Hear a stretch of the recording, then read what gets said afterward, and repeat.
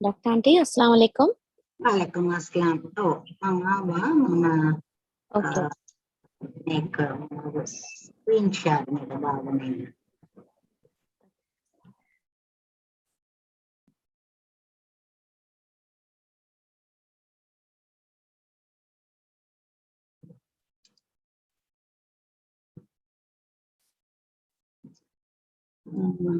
The key of 168.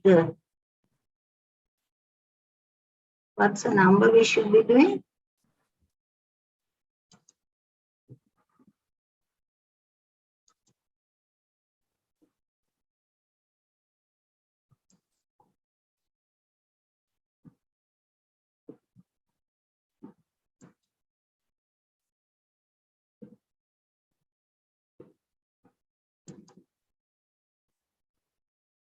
We did.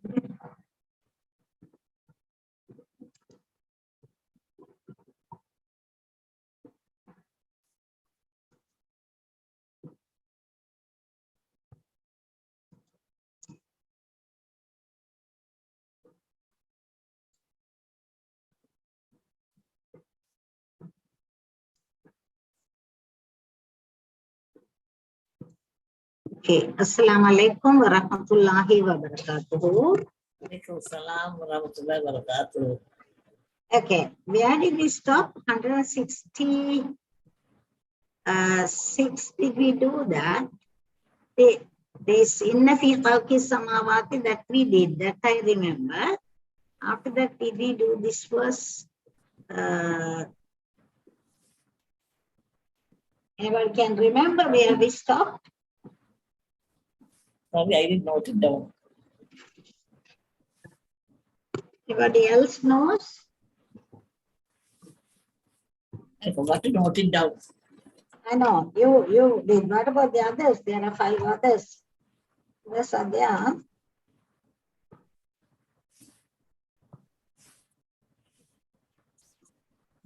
Just a minute, let me check.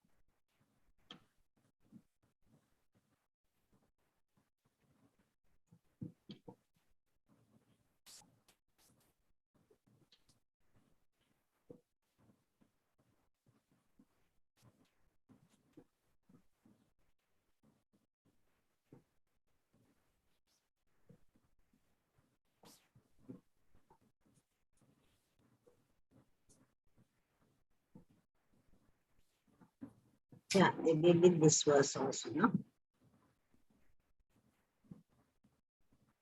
He said about how these people will worship if say we would like to clear ourselves as they have cleared of us, that we did, right? Nobody can remember what we did.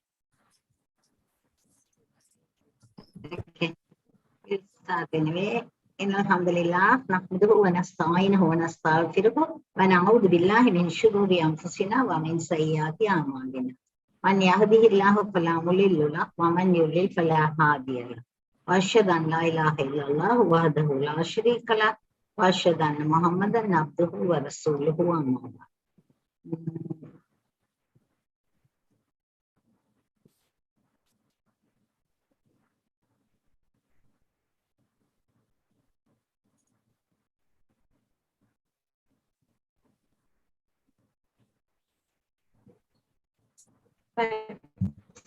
Since nobody remembers,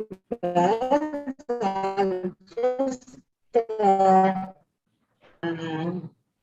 167 we did, that I remember doing that. That is, الذين تبعوا لو أن لنا قرة فنتبرأ منهم كما تبرأوا منا كذلك يريهم الله أعمالهم حسرات عليهم وَمَا هُمْ بِخَارِجِينَ مِنَ النَّارِ. That is, those who followed, we spoke about the ones who follow the others without realizing whether they are right or wrong. They're just blindly following them, and then on the day of the Akhirah, the ones who led them to the wrong path, they will wash their hands off. They'll say, we have nothing to do with you.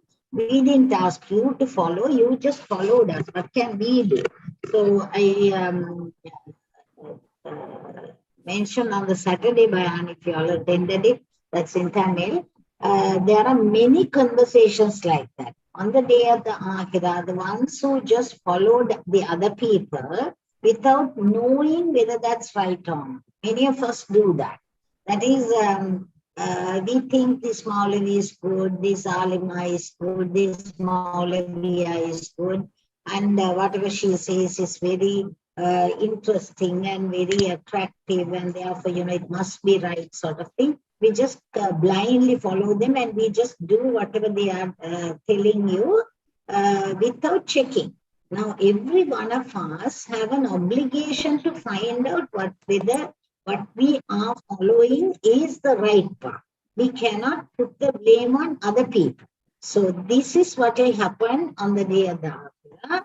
Allah said in many people, in many places, like in this one, 167, it said, when these people will tell Allah, these are the ones who misled us. That is why we didn't do all the right things. We have been doing the wrong things. But if we are to be punished, don't punish us because it's not our fault.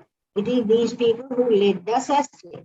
Then Allah will say, so therefore these people will say, give them double punishment and let us go to the heaven. Then Allah will say, no, for both of you double punishment. For them, for guiding you the wrong path, and for you, for blindly following.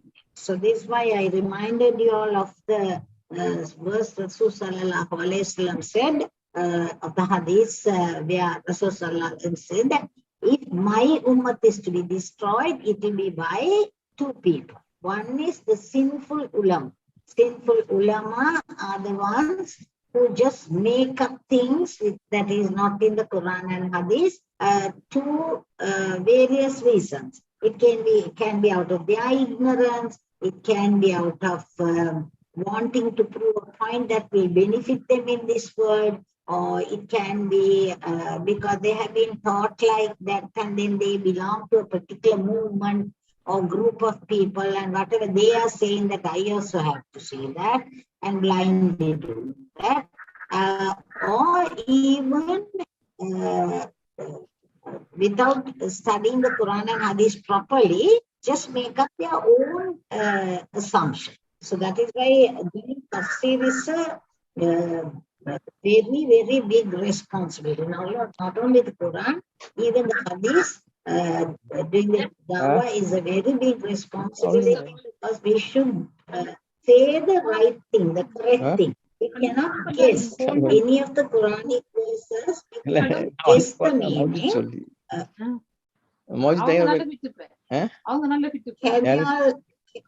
Can y'all mute your mic, please? I think it's Mr. Dean. Can you mute your mic? Can you mute your mic, please?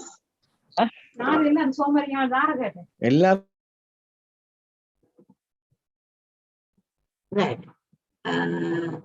So it can be any of these reasons. Of course, if somebody misunderstood, they thought it is, if they studied, they tried to find the truth, but they did not get the correct meaning, and they tried to do the best of the best, and still they made a mistake, then of course Allah will forgive them. But without really going into the details, going to find out what is happening, what had been said by Rasul Sallallahu Alaihi Wasallam or the Sahabas or the Imams, just make up your own assumption and make up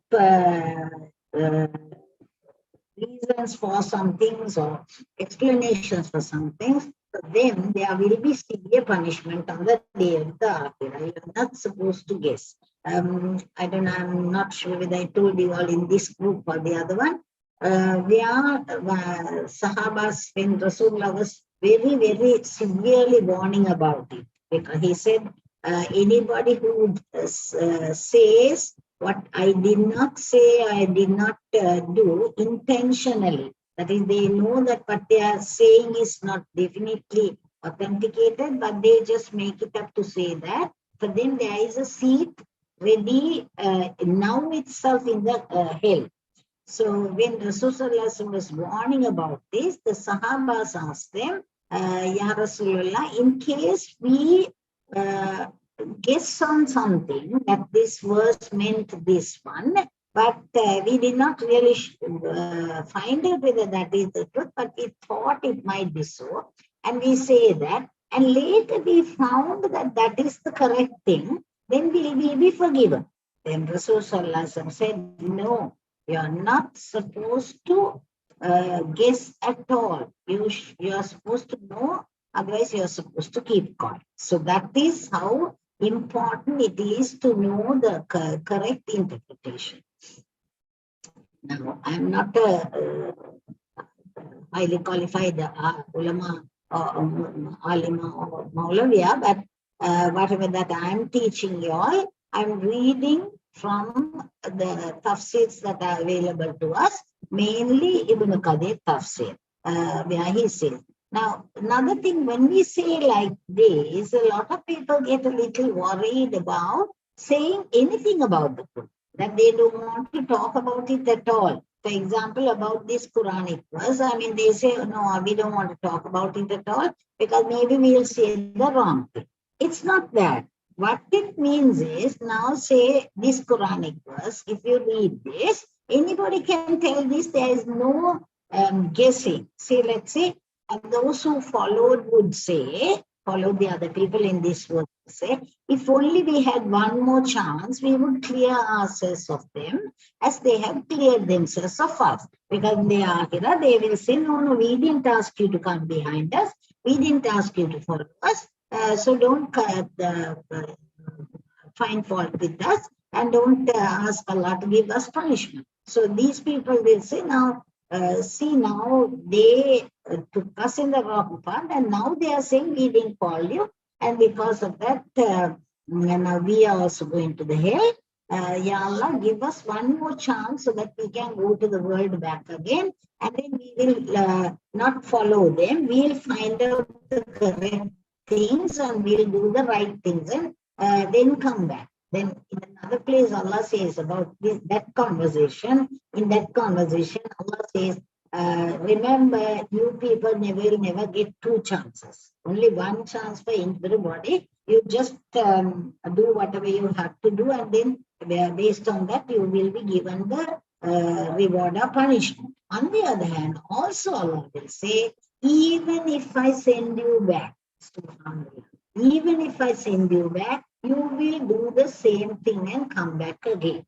So may Allah protect us from being blind followers, thereby leading to the destruction of our deen on one side, and on the other side, being punished in the afterlife. So, but on the other hand, now this is a linguistic meaning is very clear. Now, in that you can't make a mistake.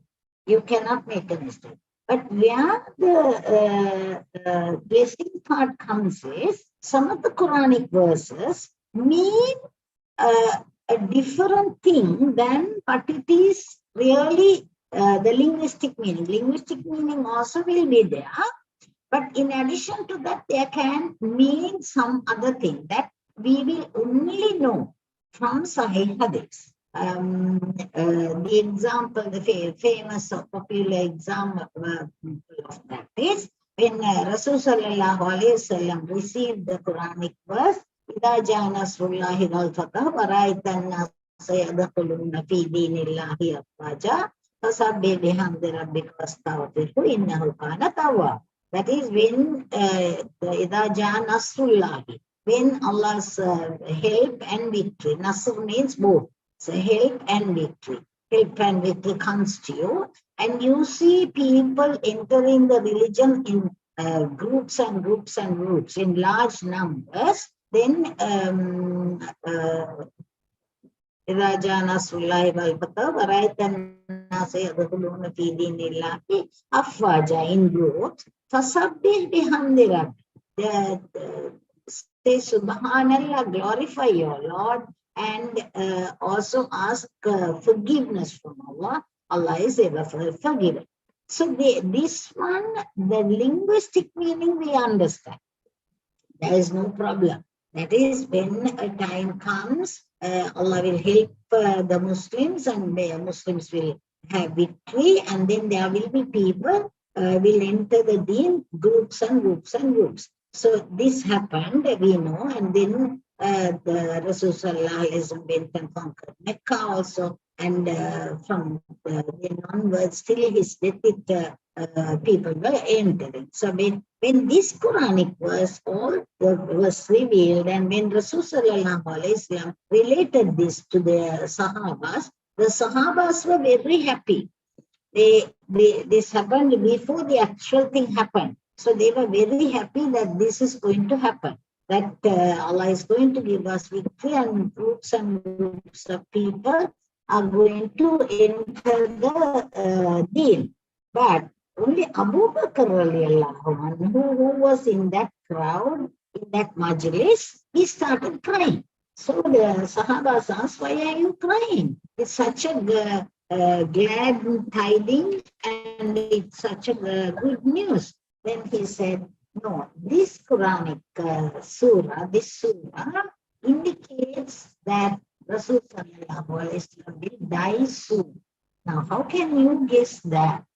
But of course, he understood the implications of the Quranic verse and so on, but he said that. But him saying that alone would not be enough. When he said that, Rasul Sallallahu Alaihi Wasallam approved. He said, when the victory comes, when people enter in groups and groups and in large numbers into deen, then my mission is over. I have been sent to this world to spread the deen of Islam. Once Islam is established here, and many people embrace Islam, then my mission is over.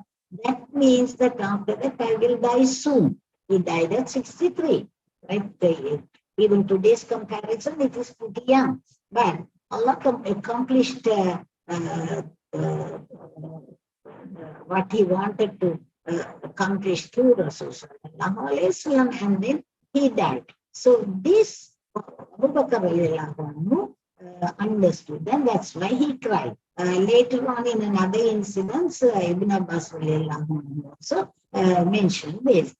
So what is meant is that when you say about a Quranic verse or a surah or a section, a hidden meaning like that, not the apparent linguistic meaning. In linguistic meaning, there is nothing much to guess about, because it's open and it is straight away. And even better, if you know Arabic, you will know that this is exactly what is meant. But there are many Quranic verses like that, which has background to it, or the sabab al-nuzul, or some other explanation is also given to them. And when that is guessed without knowing that it has been conveyed to us by Rasul Sallallahu Alaihi Wasallam, then definitely it is a sin, and for that only the punishment. One of the other one is "A'budu Rabbakum hatta ya'tiyakumul yaqeen." In a surah, in Surah Hijr, the last verse, it is said, keep worshipping your Lord until yaqeen comes to you. Now, superficially, if you translate yaqeen, normally yaqeen, the word yaqeen means certainty comes to you. But Rasul Sallallahu Alaihi Wasallam explained that normally in the Quran tarjumas, the translations in any language, they will say the certainty means death. They will say, because Rasul sallallahu alaihi wasallam said, in anybody's life, there is only one thing that is certain, that is death. Death will definitely come. So till death comes to you, keep worshipping Allah. That is, keep continuing to pray. But some people misinterpret it without knowing that Rasul sallallahu alaihi wasallam had given a clear explanation, or maybe with knowing for their own intention, for their own reason, they do that. That is why there are some groups of Sufis. They say once you feel very comfortable, very confident that Iman has entered your heart, and you are very certain that you are in the right path, then you can stop praying. Astaghfirullah. That is misinterpreting this particular Quranic verse. That is saying yaqeen means just certainty in the heart, and they go even further in the wrong path. One thing, their imams or whoever who's guiding them, they'll say, I don't have to pray anymore, because my heart is certain that I have the yaqeen, I have the certainty that I believe in Allah, and my iman is very certain, and therefore I don't pray. But even worse, sometimes they go on to another step where they say, they look at the followers, just anyone, and then they say, okay, the imam declares saying, looking at the follower, okay, now yaqeen has come to you. You don't have to pray anymore. Another person.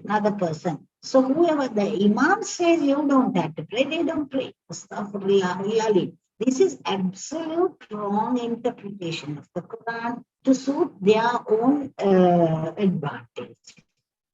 We must remember even Rasul sallallahu alaihi wasallam, who can be more certain about the iman in their heart than Rasul sallallahu alaihi wasallam. Even Rasul sallallahu alaihi wasallam, until the time of death, he continued to pray all 5 prayers.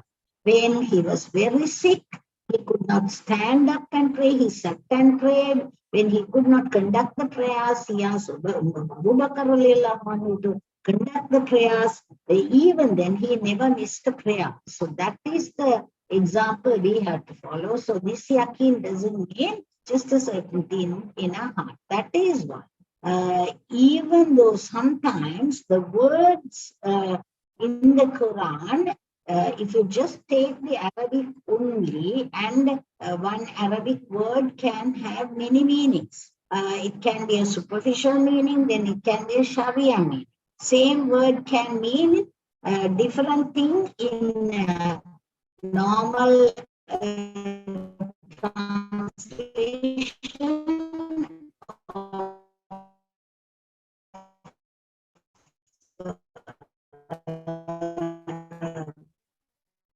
of conversation or present or even at that time, or growth. But we should be giving as the obligatory charity, the one who is obliged to give to those who are obliged to receive it, only to them, and during a period, and what has to be given when, and that sort of things are spelled out. So that word zakat is different from the meaning of growth and purification. But of course, the beauty of Arabic is this meaning, that is the linguistic meaning and the Sharia meaning often are interconnected. So if you give the zakat, obviously your money gets purified.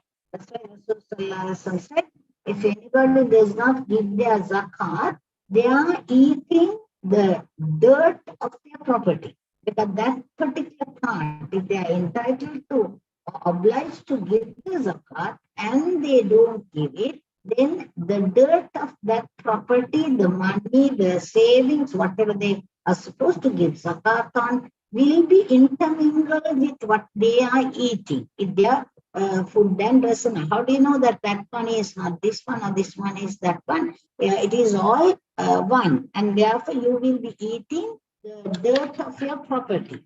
It is the purification. When you give the zakat, you get your properties purified. So, see how beautifully the meaning of that word comes into it. Similarly, increase. Also, when you give the zakat, Allah obviously increases your property of whatever that you have. Allah promises that when you give your zakat of sadaqah, for that matter, for 1 cent, Allah give you 700% in return, and that may be in money or kind or health or wealth or children or happiness or contentment or in any way. Allah anyway will reward you 700 times.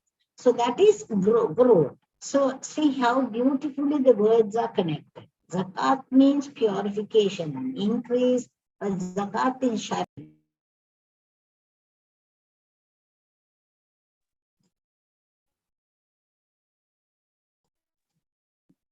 Sharia meaning also indicates some connection with the linguistic meaning. It's a very interesting study to take each Sharia words, like for example, Salah, or say even Ramalan, or Luha, the prayer, Witr, all of them have, if you take linguistic meaning, there is one meaning, and then when you take the Sharia meaning, there is another meaning, and they are interconnected. So how did this come about? Did the Imams make it? Did Rasul Sallallahu Alaihi Wasallam make it? No, of course. We must remember all languages, whether it is Arabic, Tamil, English, Sinhalese, German, French, Greek, any language is given by Allah. The knowledge is given to people by Allah. So every word is created by Allah. So in Arabic, especially the words related to Islam, you find this beauty. That itself is a different aspect of knowledge. If you keep studying them, you get so amazed how beautifully they are interconnected. And Arabic is such a rich language that from one word you can derive so many words with different meanings by adding or subtracting one or two letters, and then you get so much of meaningful words, and they are related to the original three-letter word also. It's an amazing study. That's why Allah had chosen Arabic as the language for the last prophet to reveal guidance to the people, and therefore it is according to some imams, especially according to Imam Shafi, it is a wajib duty for everybody to study Arabic. If you don't study Arabic, according to him, so sorry, something happened.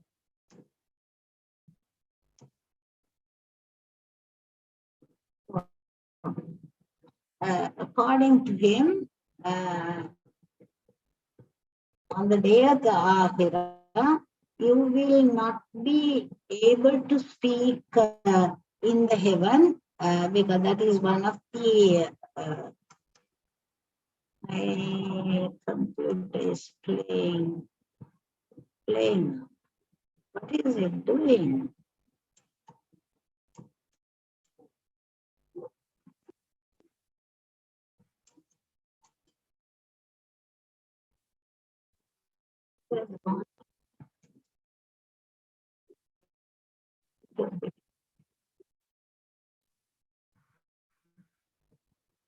Okay.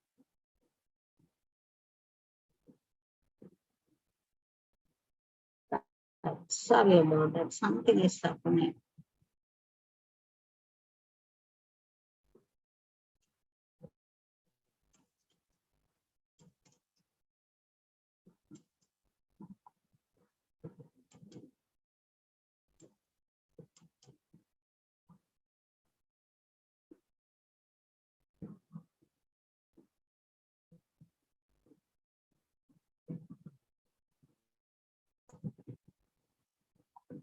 Okay.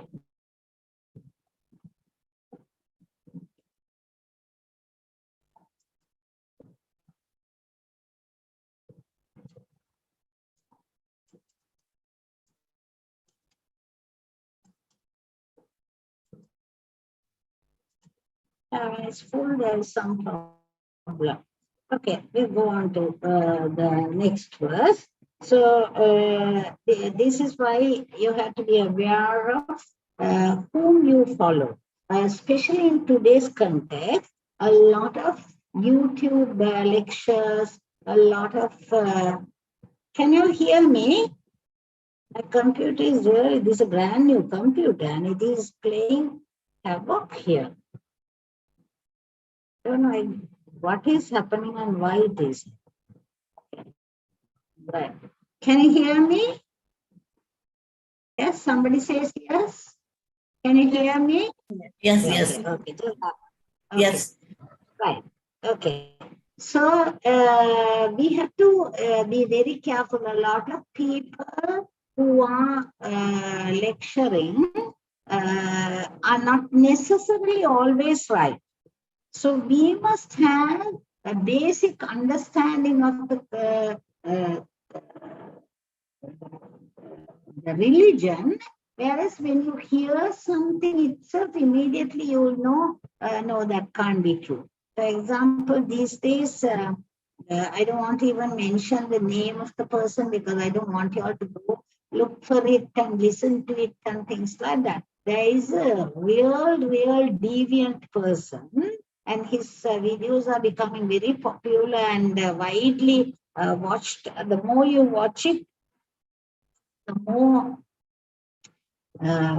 popular it will become and more people will get it when you click anything to do with Islam. So I don't want you to search for it, but I'll just keep you all warned that there is a thing like that going on pretty hot at the moment. That is, there is one person, he says for the last 1,400 years, everything that had been taught to the Muslims are totally wrong. And with his own method of interpretation, own method of understanding, and concocting meanings for words which never existed, neither in the dictionaries of old nor in the dictionaries of new. He says, no, none of those meanings are right, and I know the meaning because this is what it means. And he says, Subhanallah, he says, Adam alayhi salam is Rasul sallallahu alayhi wasallam. And then he also says, Iblis is Rasul sallallahu alayhi wasallam. Ismail alayhi salam is Rasul sallallahu alayhi wasallam. And then he says, Abu Lahab is not really Abu Lahab. And even in the verses of the Quran, lots and lots of things he goes around concocting his own way, and then he ultimately he comes on to say a particular Quranic verse was revealed about his YouTube. Astaghfirullahal-Azim. And he says, for 1,400 odd years, Muslims have been interpreting Islam the wrong way. So you most probably will come across that by and by, because everybody is looking at it. And I recently had a discussion with somebody who is pretty knowledgeable and pretty pious. And he was telling, oh, you know what, this, and this is what it means, and this, and then I immediately recognized what he's quoting is from that person.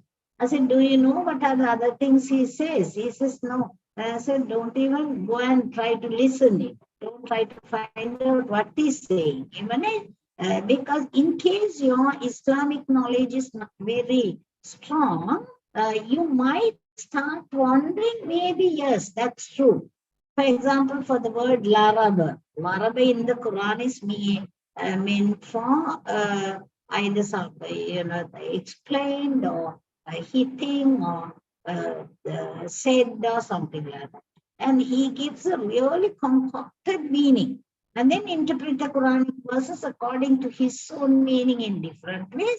And he says, until now, nobody knew this meaning. Astaghfirullahalazim. That means Allah let for the new Muslims to be misguided for 1,400 years. Astaghfirullah. So be aware of it. But that, of course, is a very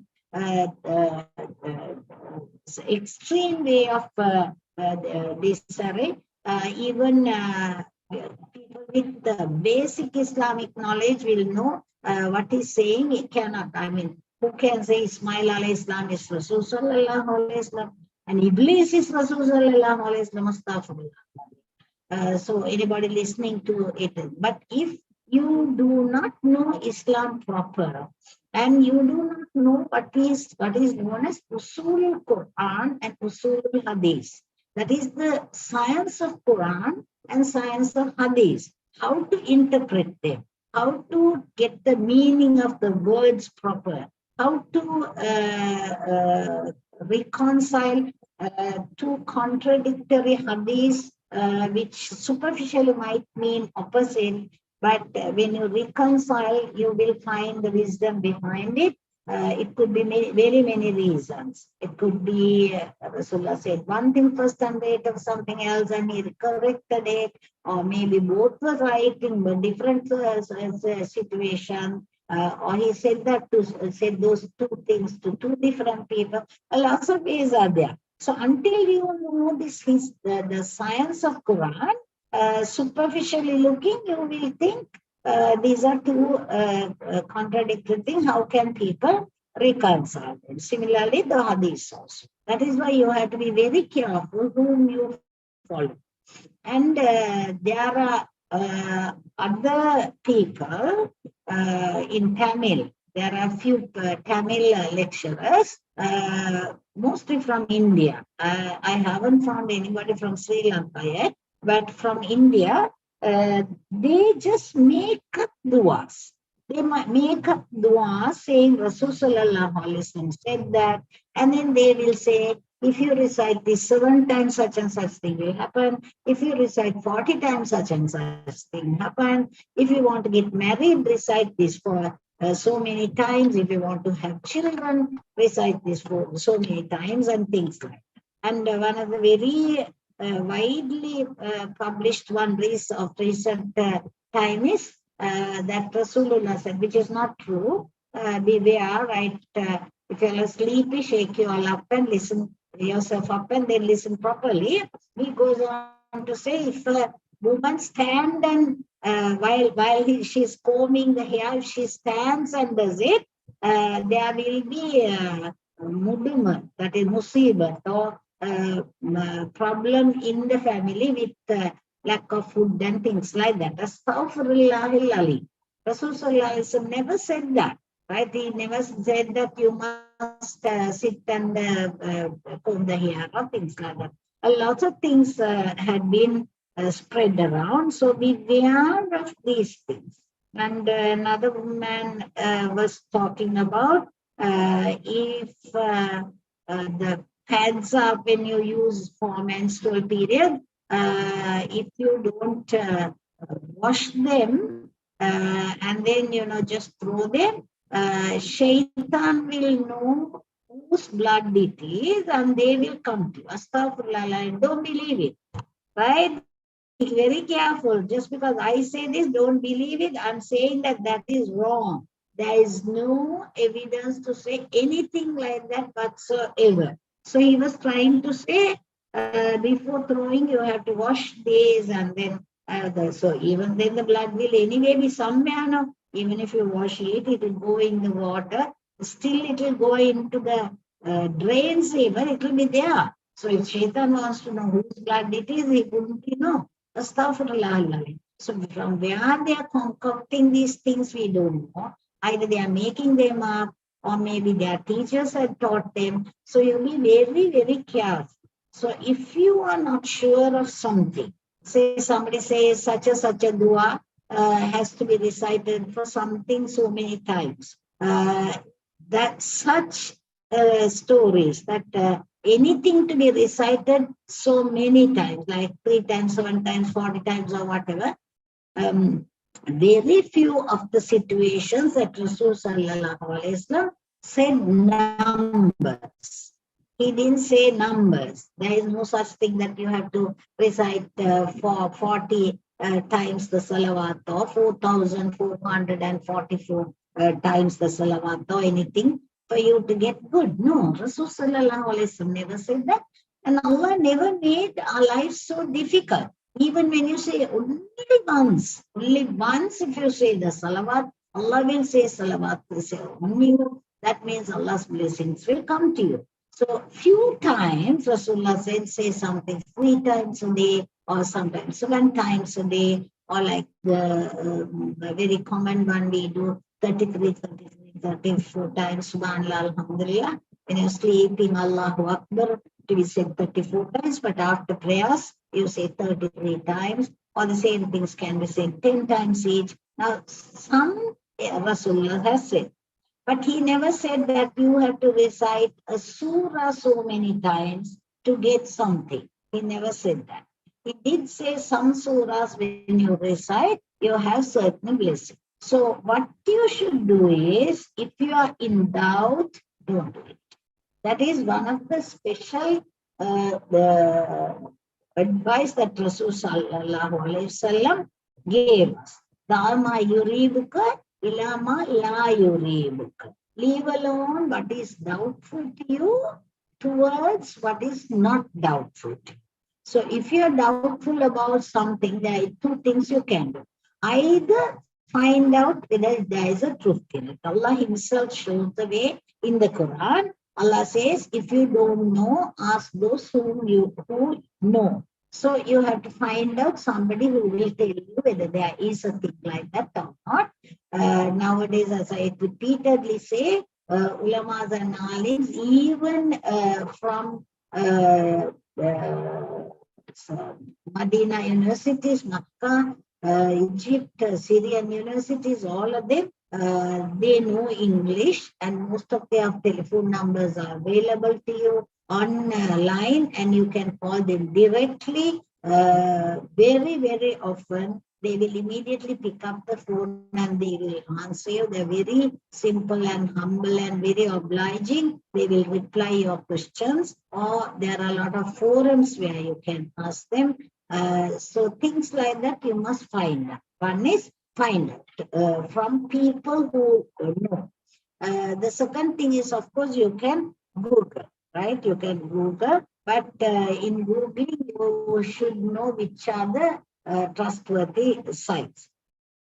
Third, of course, if you are not sure of anything, a certain thing, don't do it. Do what you're certain. If we are to do only what is certain, if we are to do all what we are certain of, our 24 hours will not be enough. There are so many things that we know we should be doing that we are not doing.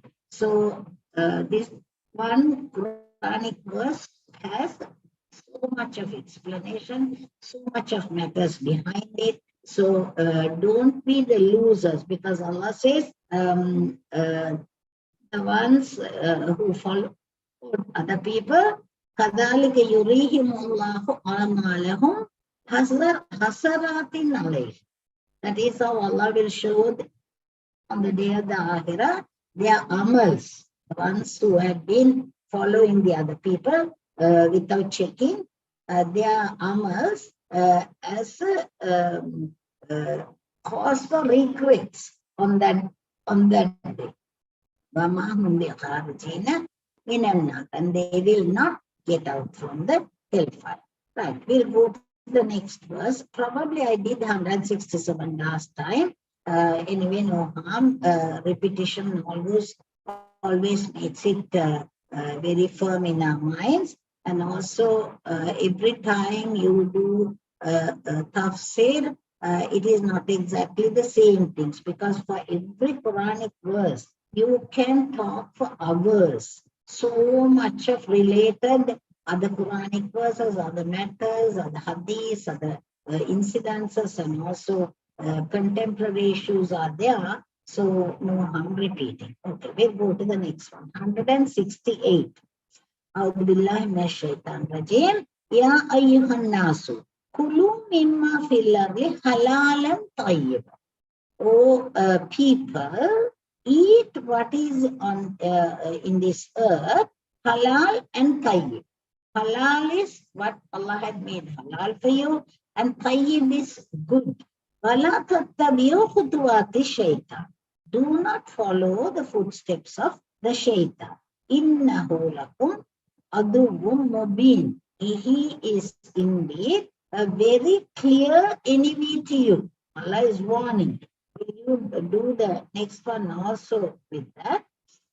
إِنَّمَا يَأْمُرُكُمْ بِالسُّوءِ وَالْفَحْشَاءِ.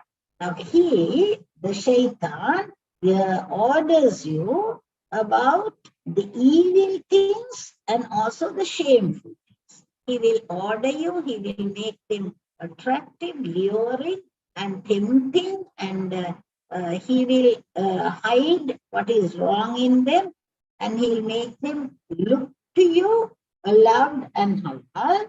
Now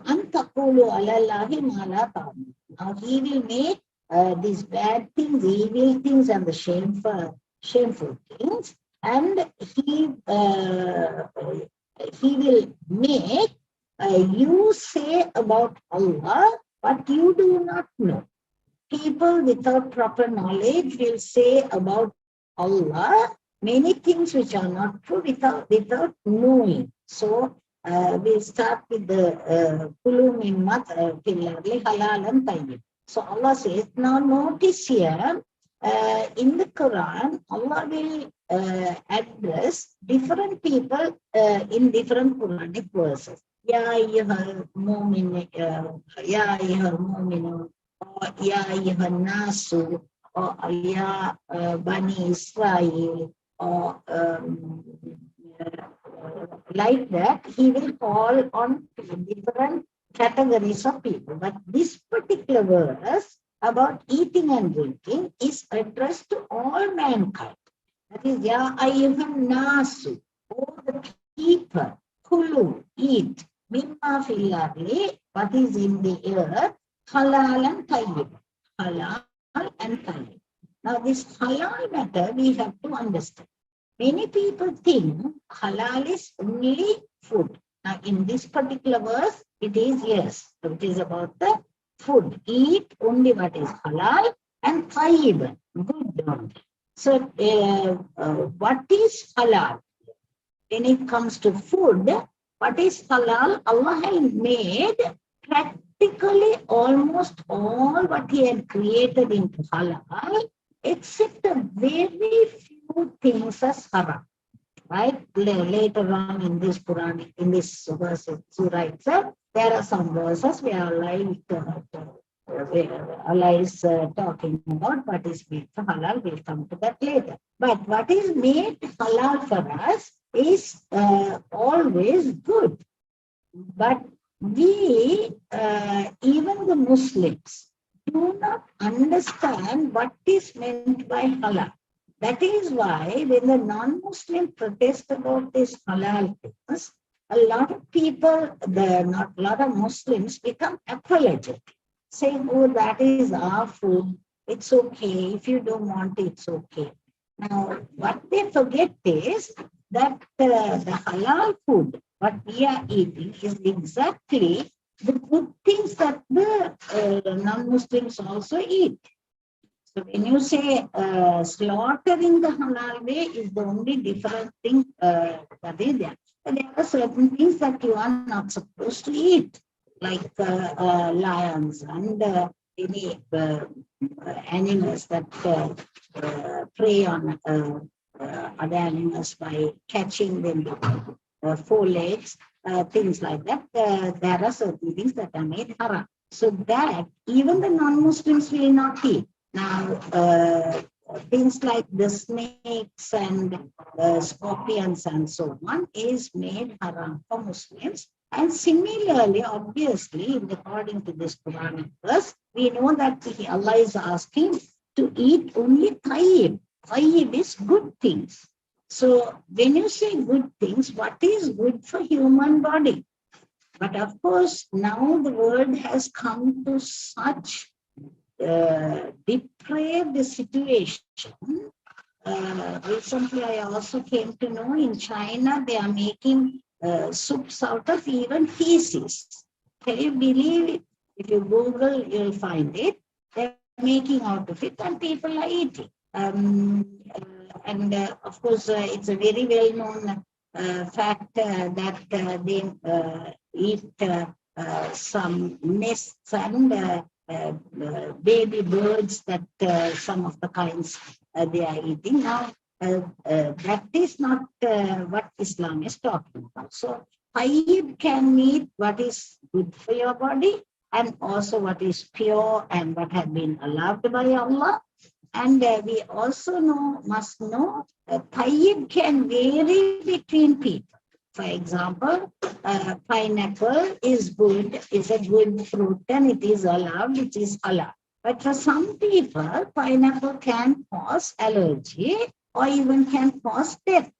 Now then, that is not tayyib for them. So if any food will make you sick or allergic or cause any problem for you, that is not good for you. So you are not forced to eat and you are not supposed to eat. You should avoid. Islam is a very practical religion. And also we have to remember, true Muslims are allowed to asked to eat halal meat, whether it is cow or sheep or goat or camel slaughtered to eat what is slaughtered properly. But on the other hand, we must also remember there is no compulsion to eat meat. Any Muslim can be a vegetarian. There is no bar on that. There is no prohibition on that. Similarly, fish, you don't have to slaughter because fish and anything that is found in the sea, Allah says in the Quran, is made halal. So whatever that is found in the sea are halal for you. So you don't have to slaughter. So even if you find a fish dead in the sea, by the time you catch it, still it is halal food, as long as it has not gone bad.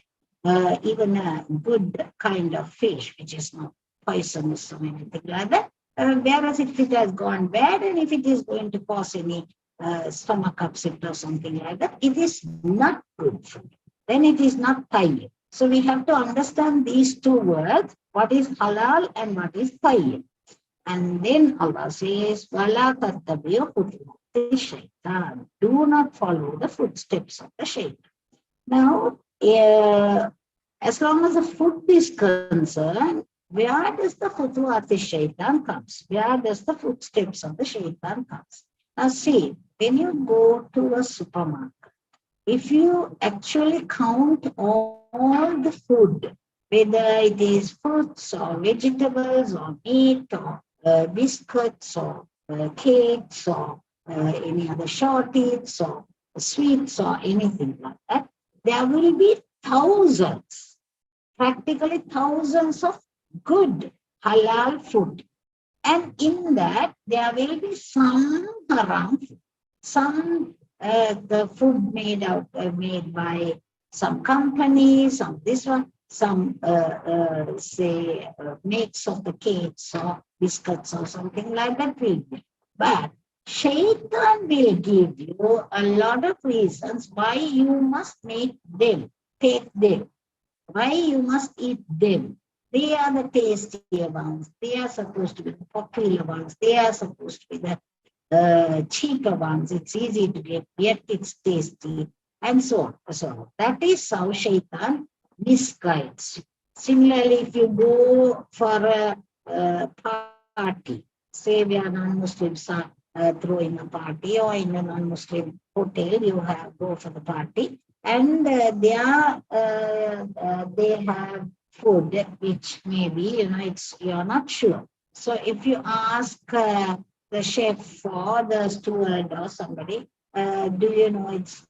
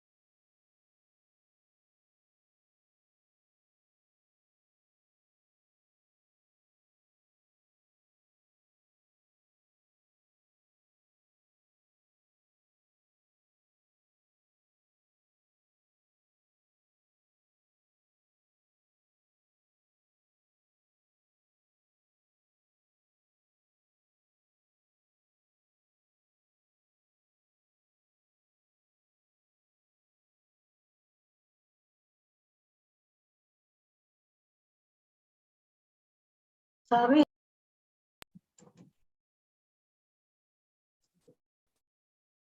computer is really giving problems.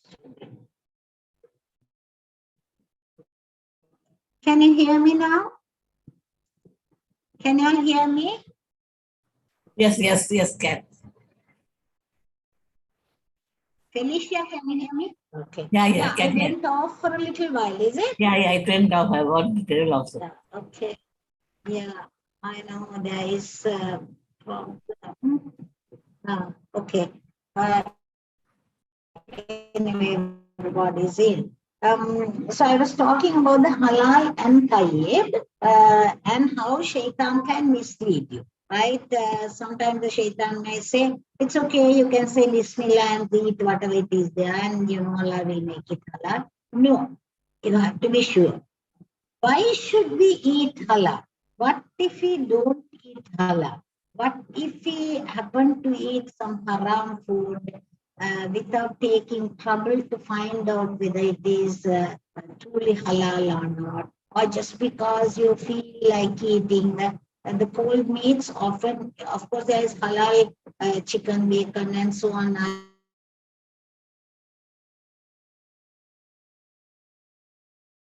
available. But sometimes, in which case, you will be tempted to eat because everybody is eating, or you will be tempted to eat because the hotel people or the people who throw the party might not know or might just say it is halal, or even your own al-khannas, your Sufis during nas minal jinnati wan nas, the shaitan that runs in our own blood might be whispering in your mind saying, it's okay, it doesn't matter. I'm sure this is a Muslim named hotel. So because of that, everything must be halal. You can just say Bismillah and eat. No. We have to be very careful whether we eat only halal. Why? Because we know the famous hadith, right? Everybody probably had heard this. When Rasulullah was there in the majlis, one man came as he showed signs of traveling far, and he was looking very pious and raising the hands and saying Ya Allah, Ya Allah, Ya Allah, and asking Allah dua, and was coming. Then Rasulullah looked at him and said, he is going Ya Allah, Ya Allah. How will Allah answer his prayers? Because his income is haram, his food is haram, his clothes are haram. His clothes are haram means the way that he acquired those may be haram, the way he was dressed up may have been haram. Anyway, it was haram. So Allah will not answer your duas. That is the main thing we have to remember. If you intentionally or just being on the verge of like, doesn't matter, it's okay, Allah will understand, Allah will forgive you, This is why, I told you in this Quranic verse, Shaitan will make you say things that about Allah you don't know, right? Allah, whether when you eat some, say, cutlets or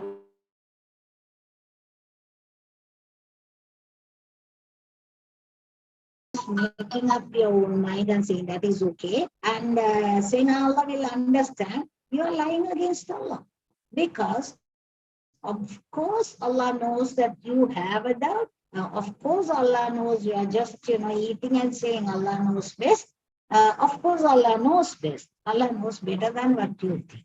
So that is how Shaitan will put the thoughts in your mind.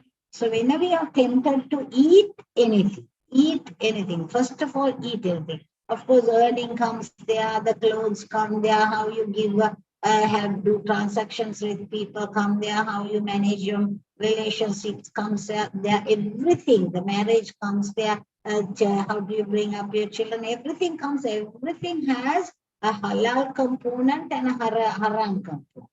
So either it's halal or haram, right? In between makruh and mustahab they are, but we must stick to halal and haram. Like the Sahabas. Sahabas never worried about, okay, they just makruh. No, it's okay. Makruh means if you do, there is no sin. But if you don't do, you will get the tawaf for you. You will get a reward from Allah. So a lot of people do what is doubtful, what is makruh, saying it's okay, sort of thing. But Sahabas never thought like that. For them, it was either cut and dry halal. If it is not halal, everything else is haram. They did not think about, whether it is makruh or not and so on. So we should try to be there, because after all, what is food? What is food? The taste is only from the tip of the tongue to the throat. Hardly 3-4 inches. That's all the taste is about. Beyond that, you don't feel anything at all. So whether you eat lots of tasty cutlets, which is haram, or you eat a lot of vegetable, which is halal, of course, and after the throw, you feel satiated, your stomach feels full the same way, exactly the same way. So why do you want to eat something that doesn't last even for more than a minute? If you chew a lot and eat, then chewing in the mouth might give you some taste for a little long, but maximum 1 minute. For 1 minute pleasure, are you willing to give up your danger of your duas not being answered? How dangerous is it? Every prayer we are asking very, very, very important. The best of the dua, the most important of the dua, Ihdina Siratal Mustaqim. Ya Allah, guide me in the right path. So imagine if you are eating things that are not halal, you're not very particular about the halal haram, and then when you say Ihdina Siratal Mustaqim, Ya Allah, guide me in the right path, Allah does not accept it, where will you be? And all the other things, suppose your father or mother is sick and you ask Allah, Ya Allah, protect them and then give them good health. Or your child suddenly has a big illness and then you want to ask Allah, Ya Allah, please cure him. Or maybe you have a huge loss in your income or whatever. And then you ask Allah, Ya Allah, save me and make it easy for me. And if none of them are going to be answered, where will you be? And all for what? Just that morsel of food that did not last in your mouth even for 1 day. That is how Shaitan makes useless things, unimportant things sound very, very useful, sound very, very important, alluring, and really attractive, so that we fall prey to him. That's why Allah says he is definitely open enemy to you, and Allah had warned us about him. But but still you just keep listening to him. So Allah says, "Wala tattabi'u khutuwati shaitan, innahu lakum aduwwun mubin." He definitely an open enemy to you. Innama ya'murukum bis-su'i wal-fahsha'i. He is definitely commanding you to do the evil and the shame. Whereas at that time of doing, you might not think that it is evil or shameful. See, about the food, Imams would say, out of all the millions of things Allah had created for you to eat, the animals, the birds, the vegetables, the fruits, and yams, considering all put together, Imams put it nicely. They say the things that Allah had made haram can be counted on your fingers. That is less than 10 things. They can be just put into less than 10 things. Whereas millions of things are there for you to enjoy. But Shaitan will make it like, okay, how can I survive without them? And also, if you go to buy anything in a shop or supermarket, you will find so many haram things. You must check whether there are animal fat mixed with it, and if animal fat is mixed, unless it is indicated that it is halal, then we have to assume that that is haram, because we don't know. Why doubtful things? Why do you want to eat it? If you don't eat it till you die, that is the question, right? Because that's the only situation where Allah has said you can eat the haram. That is, in case you, without food, if you are going to die, then at that time you are allowed to eat whatever, even pork. But pork also, you can't just whack it. You can't just keep eating and eating and eating. You just eat just enough to make you survive the death. And that is, you will not die if you just eat one morsel. That one morsel is all what is allowed. So let us be aware of it. Let us be very clear, very careful about halal, haram, not only in food. But I must here remind you all something, another one, right? The other side. People are absolute clear about eating pork. No Muslim will even dream of eating, unless of course they don't care about Islam at all. But even those who don't pray or fast or worry about Islam, they won't touch pork. But we must remember, praying 5 times a day is much, much, much more important than eating pork. Similarly, fasting in Ramadan is very, very, very important, much, much more important than eating pork. But a lot of people are concentrating on tiny things. So it is very important too. Haram is haram. There is no question about it. But when they say that is haram, other things like dealing in riba, in interest in your business, or mistreating your parents or wife or children, or in your giving and taking money, muamalat we call them. In your transactions, you are not truthful, you're sinful. All those things are much more important than pork. I'm not saying pork is not important. Pork is important. It's good that we are keeping it totally haram and we don't want to have anything to do with it. True. Similarly, alcohol also. But on the other hand, we must not miss out on the major important fardul wajib duties which you should do. You should not avoid them or ignore them or do not do them properly, whereas you are absolutely 100% careful about the pork. No, I'm not saying you shouldn't worry about pork, but you should worry about the other things. As much as you're worried about the pork being mixed in your food or haram food being mixed in your food, you should also be very careful very, very careful about missing any of the farla duties or wajib duties that Allah had prescribed, and that you don't miss out on any of it. Okay? Right, so we'll stop there. That is 169. So next time is 170. Okay, any questions anybody wants to ask? It's almost 6 o'clock. I think probably some virus got into my computer. I will check it out. Any questions anybody wants to ask or any comments?